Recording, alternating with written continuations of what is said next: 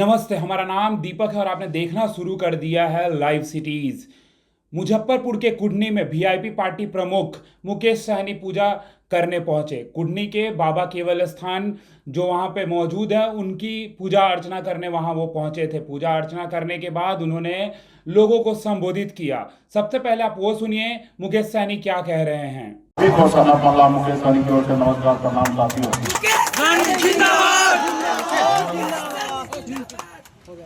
हम लोग हर साल बाबा केवल महाराज को अपना कुल देवता मानते हुए हर साल हम लोग पूजा अर्चना करते हैं और इसलिए करते हैं कि हमें हमारे ऊपर जो भी संकट है वो दूर हो, हम आने वाले समय में सर उठा के जिए और हम लोग आपस में भाईचारा बन के रहें।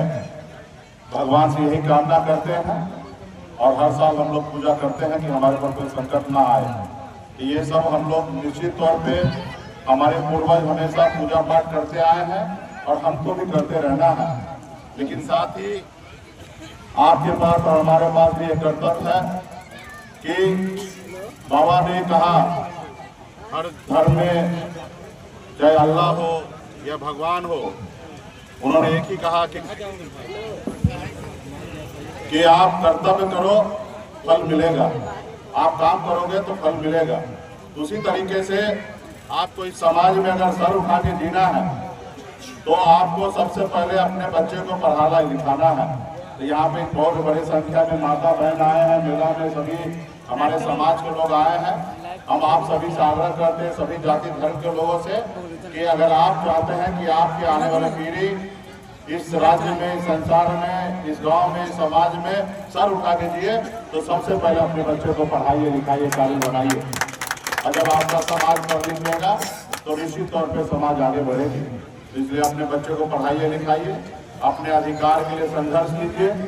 जब तक आप अधिकार के लिए संघर्ष नहीं कीजिएगा तब तक आपको अधिकार नहीं मिलेगा। इसलिए आपके पूर्वज भी आपके लिए लड़ाई लड़े थे अधिकार के लिए अंग्रेज से, तब जाके देश आजाद हुआ। बाबा साहब भीमराव अम्बेडकर ने लड़ाई लड़ा, तब संविधान में आज कम से कम हमारे SC ST भाई के लिए जगह मिला। और आज आप और हम लड़ेंगे तो निश्चित तौर पे आपके आने वाला पीढ़ी के लिए बेहतर व्यवस्था होगा।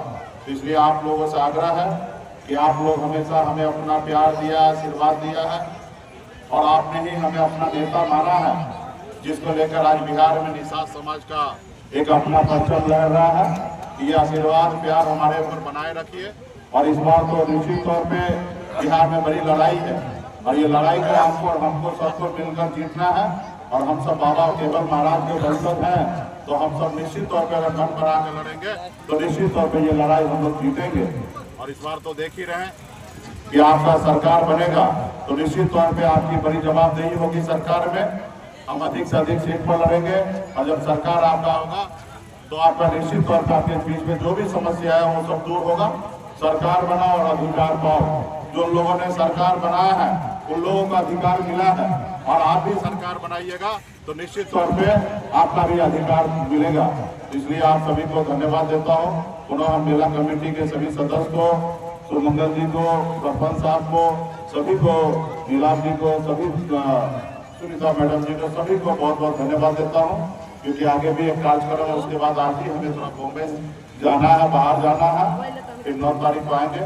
इसलिए आप लोगों के बीच में बहुत बहुत धन्यवाद देता हूँ। ऐसे तो और भी थोड़ा ज्यादा बोलते हैं, लेकिन बीच बीच में आपका माइक जो है ना हमारा साथ छोड़ रहा है, तो भाई माइक कुल देवता बाबा केवल महाराज जी, बाबा अमर सिंह, माता कमला, सभी का पूजा है और हर साल हम आते हैं। हमेशा रहा आस्था विश्वास है बाबा के दरबार में, हर साल हम आते हैं।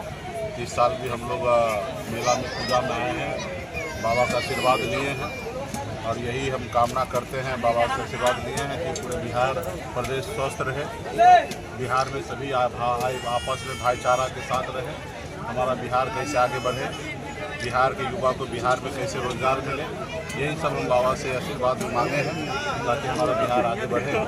और हर साल हमारा आना जाना इस क्षेत्र में लगा ही रहता है और आस्था विश्वास का पर्व है, हमारा पूजा है। हमारे पूर्वज भी इसी तरीके से बाबा केवल महाराज जी का आशीर्वाद लेकर यहाँ तक हम लोग पहुँचे हैं और अभी भी आने वाले समय में बाबा केवल महाराज का आशीर्वाद प्राप्त होगा तो विशेष तौर पे हम लोग आगे बढ़ेंगे। और इस साल तो आप जान ही रहे हैं जैसे हर स्टूडेंट के लिए लाइफ में परीक्षा होता है, उसी तरीके से हम लोगों का भी एग्जाम का समय आ रहा है और 2025 में हम लोग भी इच्छा रखते हैं कि हमारे बिहार में सरकार बने और सरकार बनने के लिए इसलिए विशेष तौर पे बाबा का आशीर्वाद प्राप्त होगा। निश्चित तौर पर हमारी सरकार बनेगी तो हम लोग इस बार सरकार बनाने के हम लोग तैयार हैं। वक्त वोट के लोग सियासी घमासान है, क्या कहेंगे, आपका क्या स्टैंड है इसमें? देखिए, इस पर भी विशेष क्या कहना है।